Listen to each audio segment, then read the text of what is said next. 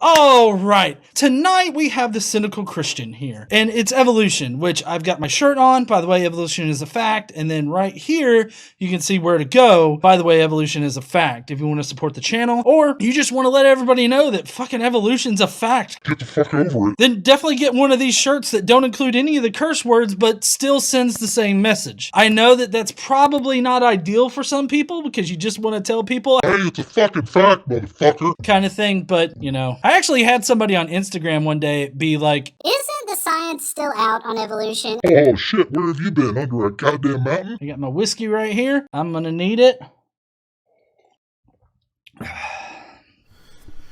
Okay, guys, I've got this list here. I'm gonna make some philosophical arguments against evolution. There's nothing philosophical about this goddamn video. I'm gonna flat out tell you right now, there is not a goddamn thing that's philosophical about this shit. Why, Greg Bonson, without God, you cannot know anything. Agreed. Without God, you cannot know anything. Agreed.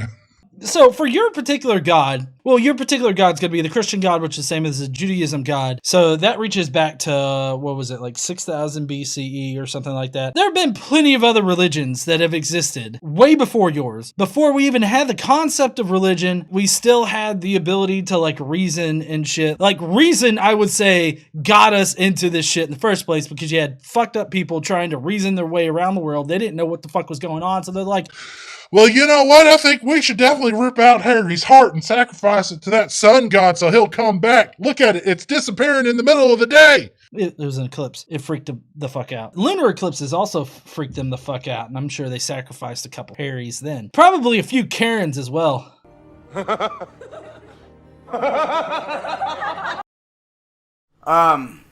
Evolution. The coming into the occult doctrine of becoming, things coming into being. What? What the fuck? Wait a second, I almost let that slip. Evolution is the occult doctrine of things coming into being. What does that even fucking mean? At this point, I'm like, what the fuck are you talking about? Apparently, this guy thinks that it's a conspiracy. It's an occult doctrine about how things came to be. No, it's a scientific theory about the diversity of life that we have on Earth. There's nothing occult about it.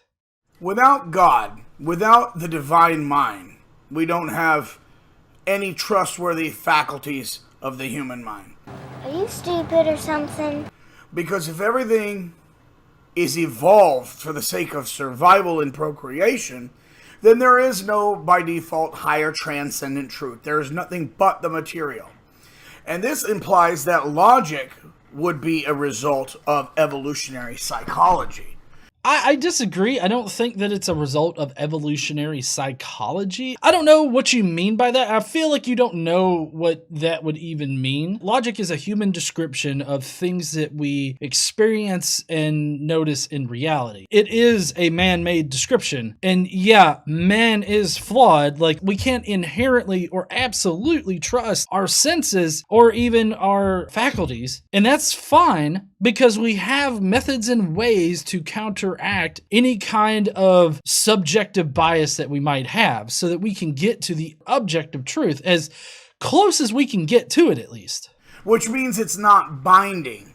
Like morality, it's not binding.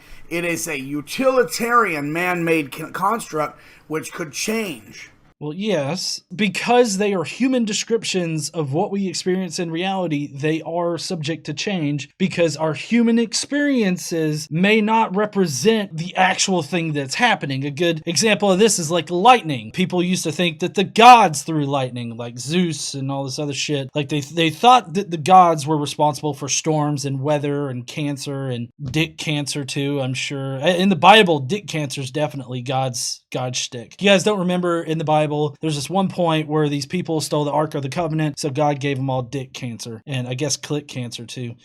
But if logic and morality can change and they're not binding, then we can't trust us. We can't trust them to give us any absolute certainty on anything. I would agree that we can't trust them to give us absolute certainty on anything, mainly because they are human descriptions and therefore are inherently flawed in some way. Because of that, they can change. That's a good thing, though, because there's never going to be a time where we know the absolute truth of reality. Is that an absolute statement?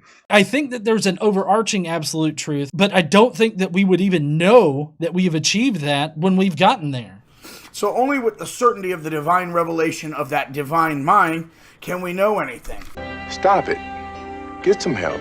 This is why, for this reason, evolution undermines the laws of logic.